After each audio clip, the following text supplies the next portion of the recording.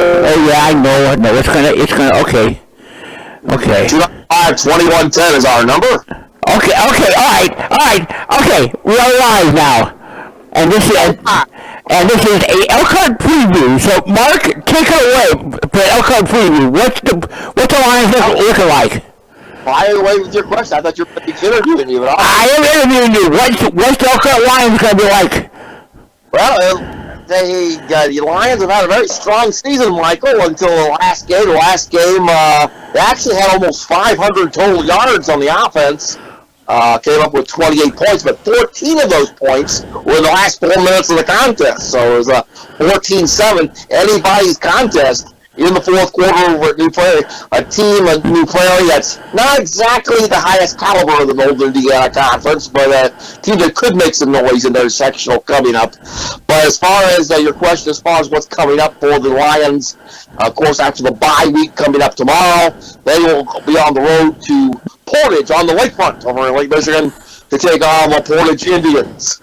And the Indians team that you might say is a real Dow Joneser. They won 3 in a row, then they lost 6 in a row, and then they won their last game in overtime over LaPorte. So a team that got some individual talent, but as far as collectively, they still got some a little ways to go as far as that's concerned. So Elkhart should have a decent time over in Northwest Indiana against the Indians, and then, of course, if they're successful, which I anticipate they will be, they will take on the winner of the Kingsman and the Chesterton Trojans over just south of us in Chesterton, Indiana. And that championship game may be at? Well, there's no question. There's no maybe. As long as Elkhart wins, the championship game will be at Rice Field the following Friday. I believe it's the first Friday in November. Yeah. Now, in your opinion, how far do you think the Lions can go this year? Well, minimum, Michael, I think they will win the sectional. Okay. I really think, I have not seen Chesterton, don't know much about the Trojans, but I do know we have seen Penn before. We won a 2019 squeaker, although we dominated the first half and we let Penn sort of chip away in the second half. Came down to a 2-point diversion at the end of the ball game, which they failed upon. So some would say we got lucky, some would say we just got fortunate, but I say we just won because we were dominant in the first half. We play again and beat the same place, Rice Field, and I think we would prevail once again. Again, I don't know much about Chesterton. We'll have to see what happens between the Kingsmen and the Trojans, as they say, a little bit south of us in Chesterton. But as far as beyond the sectional is concerned, there's a lot of good teams in the region.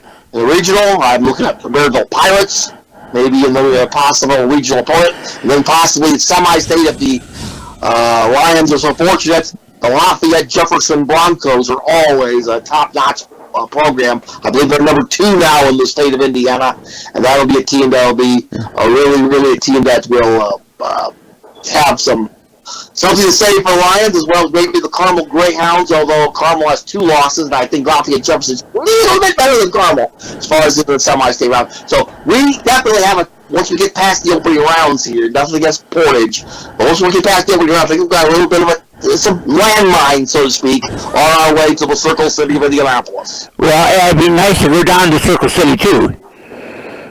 Yes, it would. I've done a number of games from the Circle City.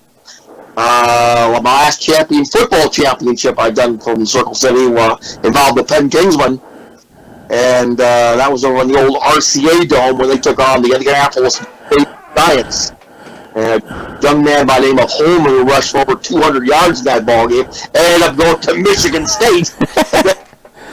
And then after his freshman year at Michigan State, he wound up at another Michigan institution, but it wasn't college. I'll just put it that way. But, yeah.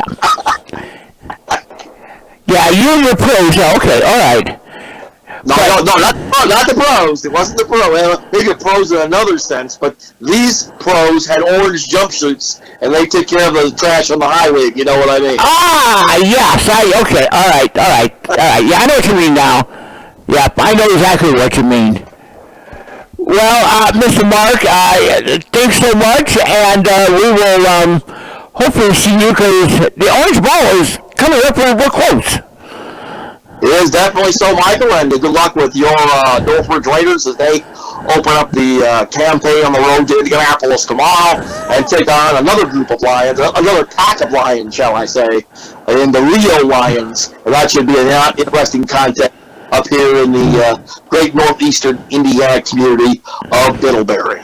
I thought you were going to say another name there, but okay, that's fine. That's fine. Not while I'm on the air. I agree. So, thank you so much, and we will be right back after this TO on New Level Broadcasting Network. Hang on.